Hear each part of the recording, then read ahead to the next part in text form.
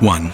The year was 1097, and in a fortress that had been hewn into the cliffs of Mount Cassian, 3,000 men-at-arms watched as the horizon grew dark, not with rain, with iron.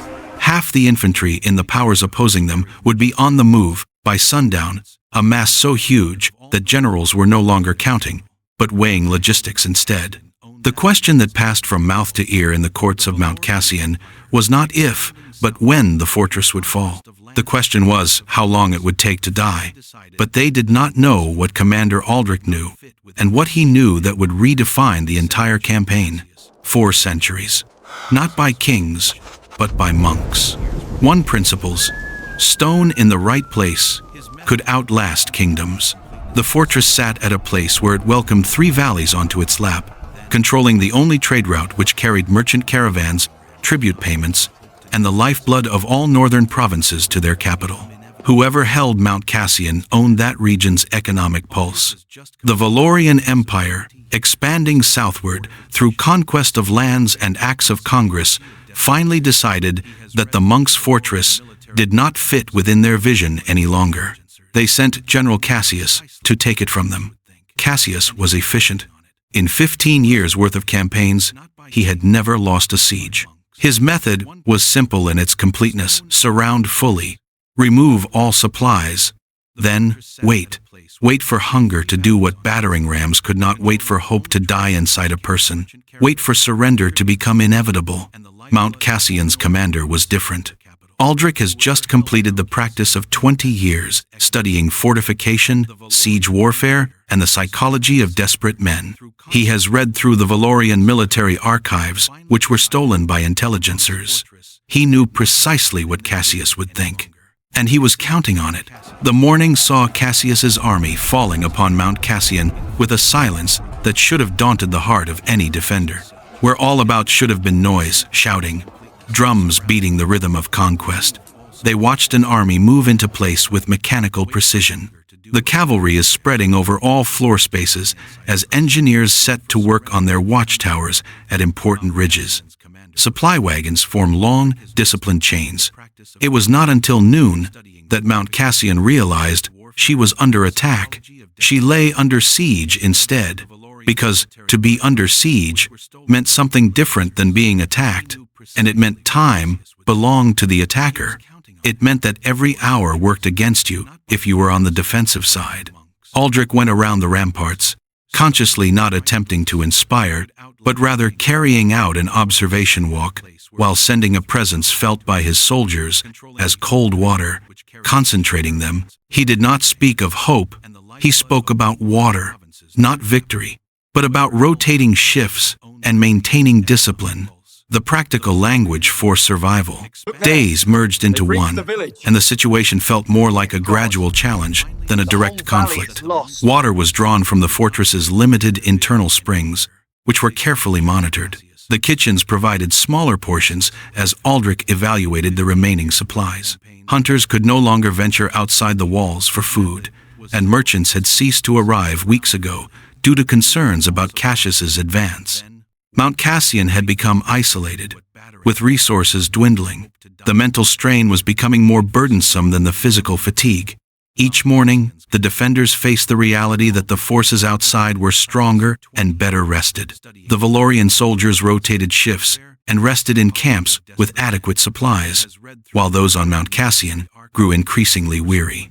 One morning, a young archer named Thomas, not yet 20, asked Aldrich if surrender might save their lives. Aldrich did not reprimand him. Instead, he took Thomas to the southern tower and pointed to a village 5 miles away. The village was in ruins, not currently burning, but the result of earlier actions meant to send a message. Those who opposed Cassius's forces faced severe repercussions. Surrender offered no guarantee of safety. It only meant witnessing the loss of everything cherished before confronting their own fate. Thomas never asked about surrender again. On the 8th day, Cassius made his first move. It was not what Aldrich had thought it would be. Instead of an assault, the Valorian engineers began to lay the foundations of siege towers, large wheeled structures that could approach with height toward the fortress walls. Construction took a full day under observation by the archers of Mount Cassian from a distance. Aldrich now could unleash a counterstrike to prevent further construction of these towers. He chose rather to wait. "Hold back," he said, issuing orders to his lieutenants with equal paucity of words. By nightfall, 3 towers stood completed, far higher than the walls themselves, with platforms and equipment attached already. Cassius sent a message that read thus: "Your walls are inadequate. Your defenses are weak. Your fortress is vulnerable." Aldrich ordered engineers to build siege equipment. It made no strategic sense. They could not use it to attack from within the walls. But by torchlight, carpenters at Mount Cassian assembled trebuchets, not graceful weapons of formal armies, but brutal and improvised machines, constructed out of whatever materials happened to remain lying about. 3 days later, when Cassius's scouts reported this back to him, the Valorian commander laughed. Aldrich was wasting resources. He was wasting time. He was building hope in an illusion of choices for Mount Cassian that would plant a seed of doubt into his own mind about an outcome thought certain, and something far more important than fuel for the fires when nonetheless eventually needed at just that particular moment. The operation commenced at dawn on the 10th day. Valorian drums echoed across the valleys, marking their approach. Siege towers advanced toward the fortress walls, maneuvered by dedicated soldiers. Arrows flew through the air, prompting defenders to seek shelter. Upon reaching the fortress, the towers caused noticeable vibrations within the stone structure. Valorian infantry began to ascend the ladders of the siege towers, preparing for the next phase. The strategy was thorough and thoughtfully crafted to achieve success. Aldrich then made a decision he deemed essential. He issued the command, and the newly constructed trebuchets at Mount Cassian began their operation. The fortress's trebuchets had difficulty reaching the siege towers, which were well fortified. However, the impacts created enough disturbance to unsettle the soldiers inside. As Valorian troops ascended the internal ladders, the vibrations challenged their balance. Some lost their grip and fell. Those who reached the assault platforms found them unstable. A few managed to jump to the fortress ramparts, but they were disorganized and lacked the coordinated effort Cassius had intended. The defenders of Mount Cassian met this challenge with determination. In close quarters, the Valorian attackers faced obstacles, as their numbers alone did not guarantee success, while the defenders benefited from their familiarity with the fortress layout. By midday, Cassius made the difficult choice to withdraw the siege towers, as they had sustained significant damage and were no longer operational. He had incurred notable losses, and Mount Cassian remained secure. There was no loud festivity at the fortress that night. The soldiers simply sat and drew out the tension they had held since the beginning of the siege. Breathing. Water began to be doled out more freely, as if in some way the lifting of immediate danger had loosened the knot on rationing. But the commander would not join them. He stood on the highest parapet, looking down upon Cassius's camp. Already he saw Valorian engineers setting about repairs to their siege towers. Already he saw their soldiers being set into new formations. Already supply lines being strengthened. This was not stopping Cassius, merely delaying him. And now it remained a question for how long Mount Cassian had bought time. For Aldrich's gamble, though, never shared with his own men, rested on one single element: reinforcements that may or may not come before supplies within his fortress ran finally dry. 3 days later, a messenger arrived after navigating a challenging mountain route known to few. He appeared exhausted, as did his horse. He brought important news. Reinforcements were en route. 2,000 cavalry and 3,000 infantry were advancing swiftly toward Mount Cassian, expected to arrive in 4 days. Cassius's plan relied on keeping the fortress isolated for a considerable time.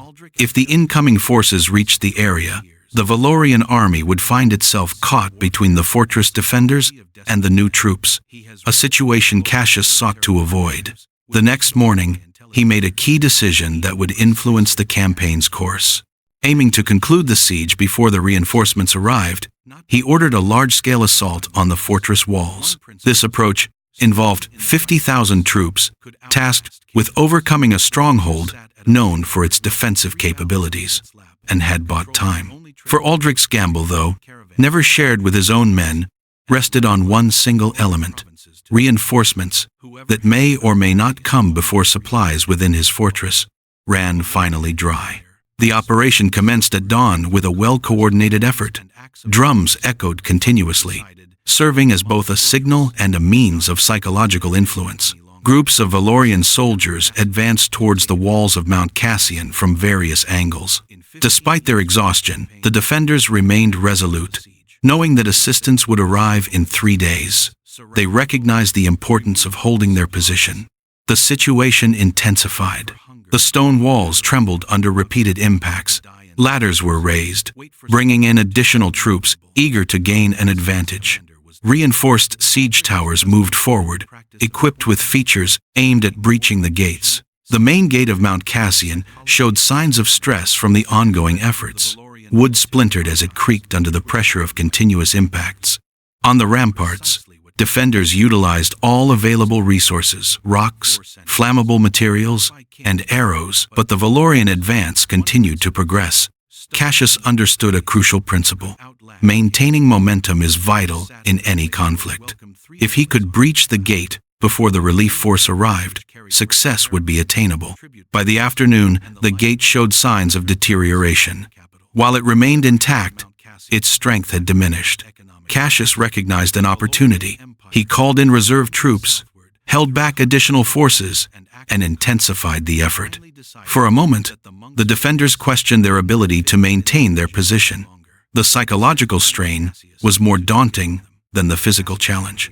A compromised gate suggested the possibility of intruders, raising concerns about potential outcomes. However, an unexpected change occurred. The Valorian soldiers, after 3 days of relentless effort and a 10-day blockade, were fatigued. Their movements became more mechanical, and their shouts lost intensity. The defenders, also tired, had a significant advantage. They were motivated to protect their homeland. Their commitment to defend their territory outweighed the ambitions of the Valorians. When the Valorian troops finally breached the gate and attempted to enter the fortress courtyard, they encountered defenders resolute in their determination. The close-quarter situation in the narrow passage halted the Valorian advance. It was not a sudden collapse, but rather a steady and determined resistance that impeded their progress in a space where numbers alone did not ensure success.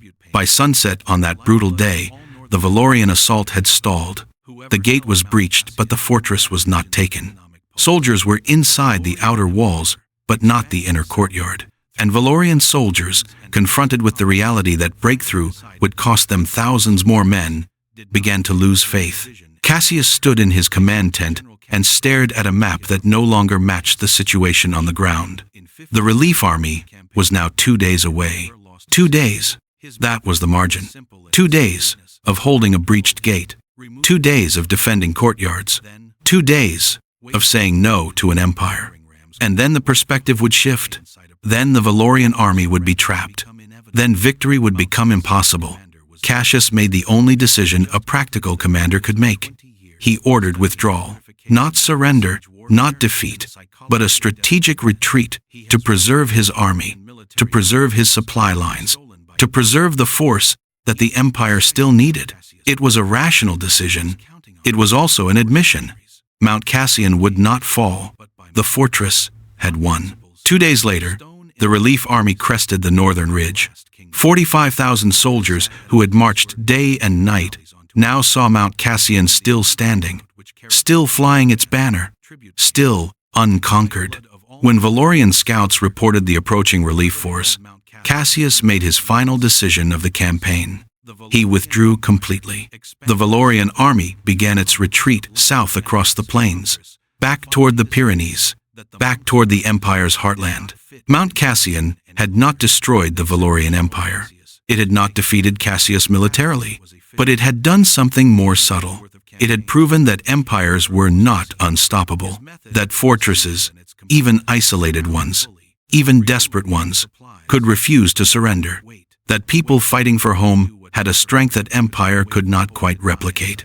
Aldrich stood on the highest tower as the Valorian camp disappeared into dust clouds heading south. He did not smile. He simply nodded, as if confirming something he had always known: the fortress had held. In the months that followed, Mount Cassian became more than a fortress. It became a story. A story told in taverns across the northern provinces. A story whispered by merchants carrying news. A story written in official records and military archives. The story was not about a great general defeating an enemy. It was about ordinary soldiers refusing to break under pressure that should have broken them. It was about a commander who understood that sometimes holding ground matters more than winning battles. It was about a fortress made of stone that became, in memory, a monument to human resilience. Other sieges would follow. Other fortresses would fall. But Mount Cassian remained, in the collective memory of the region. The place where an empire learned it was not absolute. Where discipline, no matter how perfect, could not overcome the will of people defending their own walls. Aldrich lived another 20 years, never leaving the fortress he had saved. His reputation grew, but he never sought the spotlight. He simply maintained the walls, trained new defenders, and told the younger generation that victory is not always about glory. Sometimes it is simply about standing when standing is the hardest thing to do. The siege of Mount Cassian does not go down in a legend because of any brilliant general or perfect tactics. It goes down in a legend because when retreat was so easily available, when surrender was an option, and when death was very probable inside one fortress at one moment in history, 3,000 people decided to stand. They stood anyway. For those who see history as a play of bold acts, for those who think resistance counts, for those who believe small places can say no to the will of great empires, this is where their story lives on. If the stand at Mount Cassian has caught hold of you, if the weight of those walls and the courage of those few have pressed down upon your heart, then subscribe now. Because history is not written by empires alone. It is written by those brave enough to say no. The next great siege is already forming on the horizon, and you will not want to miss it.